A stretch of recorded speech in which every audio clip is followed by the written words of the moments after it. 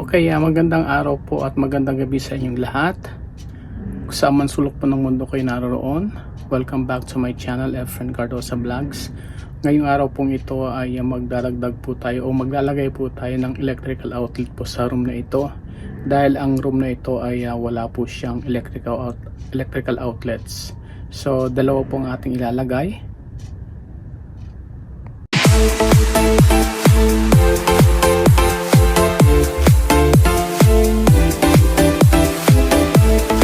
Kung napapansin nyo po yung butas na yan, ay akin na po siyang binutas kagabi pa. Kaya ay may butas na siya ngayon. So maya maya lang po ilalagyan na po natin siya ng electrical outlet. Actually, kung mapapansin nyo po dito sa yung wire na yan, yung pong wire na yan ay galing po yan sa labas. Bali ano lang yan, extension wire lang yan para magkaroon lang po ng kuryente po dito sa loob ng room. Ayan po, diyan po siya nakakabit. Kung mapapansin nyo po, ayan siya. Ayun, tapos ayun, nakagapak po siya doon. So, lalagyan po natin ng electrical outlet dun sa loob. Gawin po natin ay iduduksong po natin yung pong nakita nyo ng electrical outlet dun sa labas. Iduduksong ko lang po yung yung electrical outlet na aking ilalagay po dito sa loob. So ayan po, bali magkabilaan lang yan. So doon sa kabilang side niyan ay nandun po yung electrical outlet. So halos magkatabi lang po yan. Medyo siyempre yung pong yung isang electrical outlet ay nasa labas at ito naman yung nandito sa loob ng kwarto. So hintayin nyo po at panoorin nyo kung paano ko po siya gagawin. So ito naman po yung isang bubutasin po natin para magkaroon po ng dalawang salpakan po dito sa loob or dalawang electrical outlet. So maya maya po ay bubutasin po natin yan. Okay, antabay lang po kayo.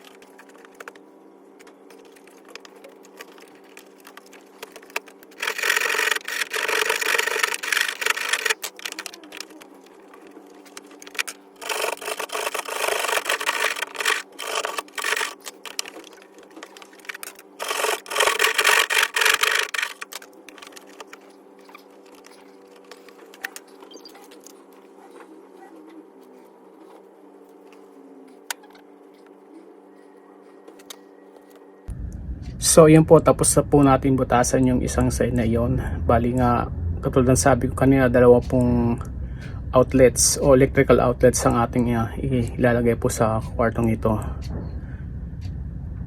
Yung isa, yun po yung isang butas na lalagyan po natin ng electrical outlet mamaya. At yung isa naman po ay ayun. Ayan po siya. Ayan. So dalawa yan. Tabay lang po tayo. So ayun po, iset up na po muna natin yung mga outlets na ating ilalagay para ayos na tayo mamaya. Bali dalawang types po ng outlet ang ating ilalagay. Yung isa merong individual switch. Ayun po, meron siya doon, no? Ito para dito, ito para doon. Bali fuse po ito eh. So kapag nagkaroon ng trouble o short circuit, kusa pong mamatay ito. So mas magandang gamitin ito dahil makakapag-prevent po ito ng fire o ng sunog compare po dito sa isang ito. Dito kapag nag-short circuit po, maaari po itong masunog. So sige po, i-set up na po natin.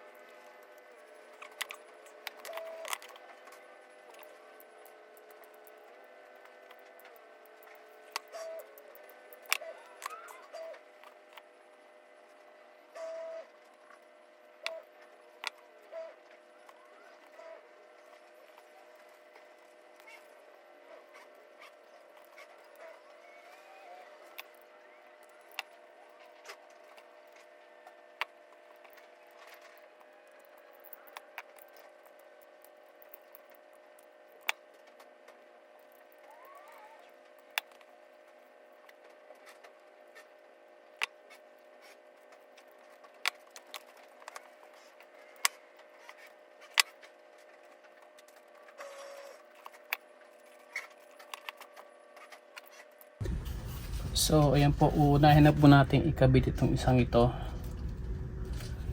Ito po sa bandang sulok na ito dahil medyo masikip po ang lugar na ito. So mas magandang unahin ito dahil may kasikipan, mahirap kumilos dito sa lugar na ito.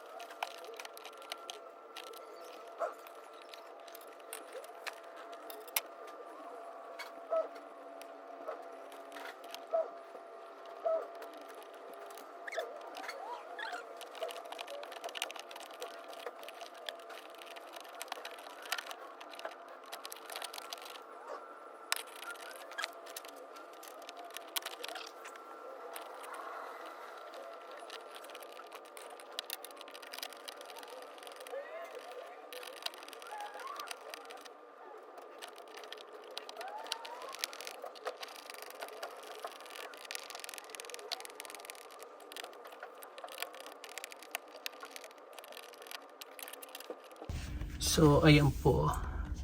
Ayan po, tapos na yung isa, pero hindi pa po siya connected doon sa isa, yung salpakan nasa labas, kaya hindi pa po siya live or hindi pa siya hot wire.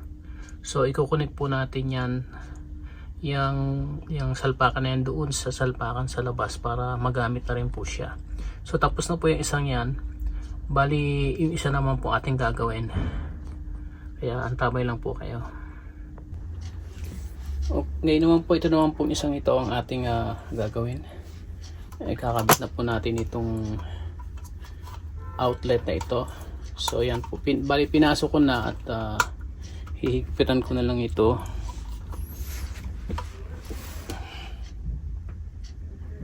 Ano siya nailagay? So hihigpitan ko na lang muna ito bago ko to ipasok doon. And then sukat-sukat para malaman kung tama po siya. I mean yung kanyang lapat ba, lapat po nitong utility box. Ayan. And then yung pong cover nitong itong outlet, check po natin mamaya kung tatama. So ang gagawin po natin na ilulubog po natin yung yung ipapantay po natin yung cover nitong outlet dito po sa kahoy na ito. So yung cover nito, ito po siya. Yung cover na ito ay ating ipapantay dito. Ito pong top na ito, itong itaas na ito, papantay po natin sa taas nito para tsaka taas din ito. So para medyo nakalubog siya. So higpitan po muna natin ito.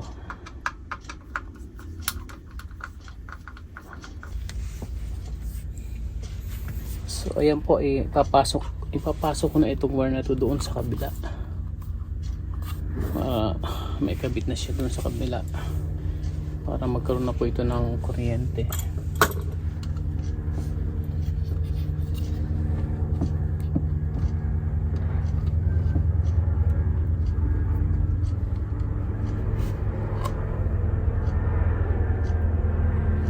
Kailangan ko pala ng ilaw dito.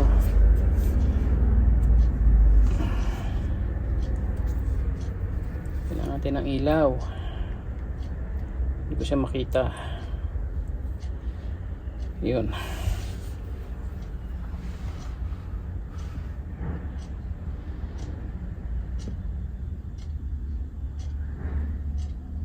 Ayan siya.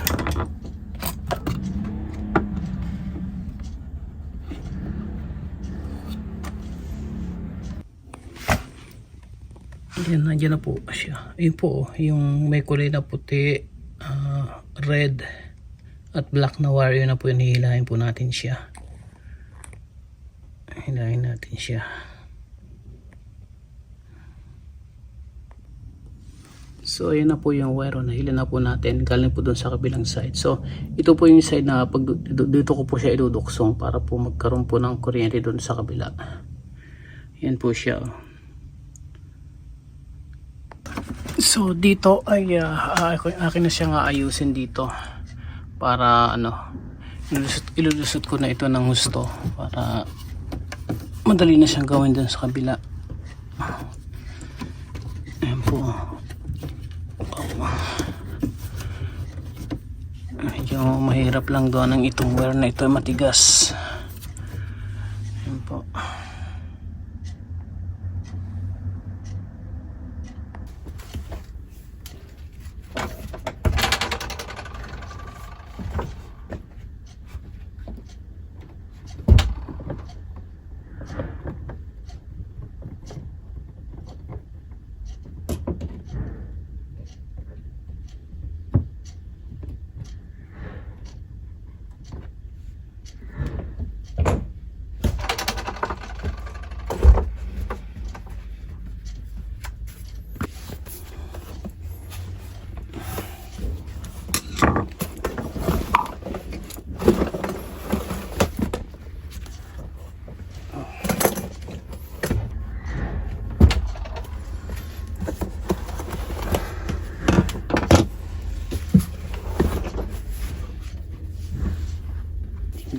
ayusin natin yung gilid.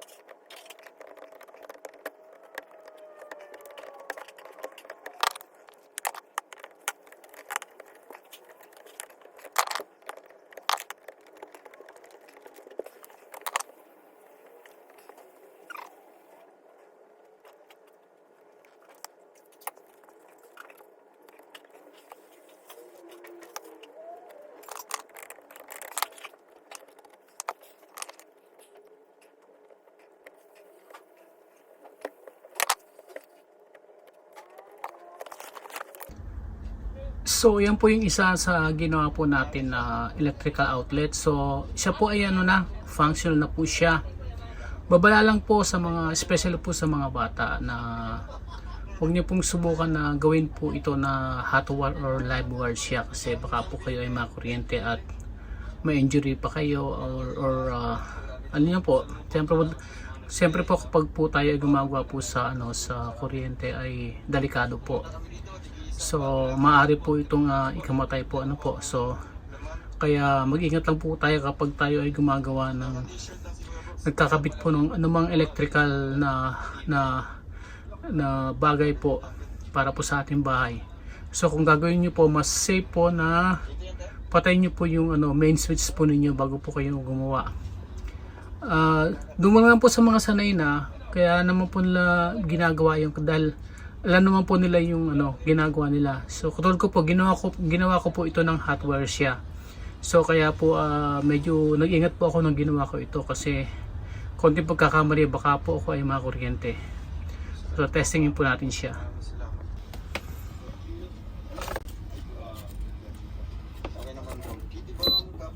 Ngayon po nakita niyo po meron na po siyang ilaw. So buksan po natin.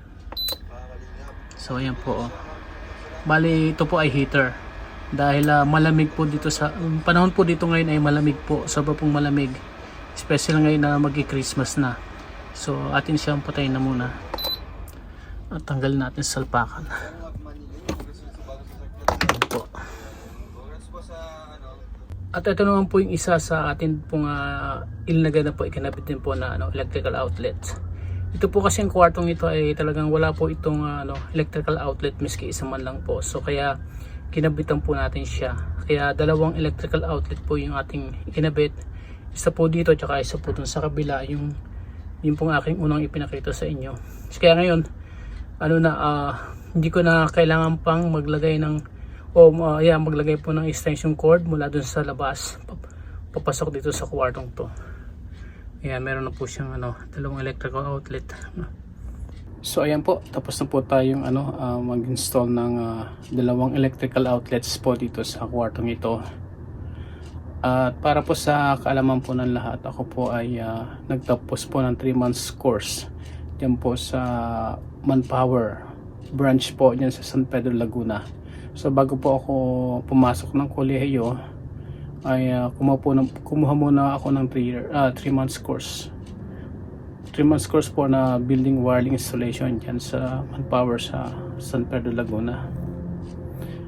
Muli yun po aking babala kung wala po kayong kaalaman sa pag-install po, o kayo po ay mag-ingat dahil siyempre po kuryente yan at maaaring mapahamak po tayo. Maraming salamat po sa inyong panonood at sana po ay inyong pong suportahan ang aking pong mga videos, yung po aking mga susunod na videos. Maraming salamat po. Bye bye.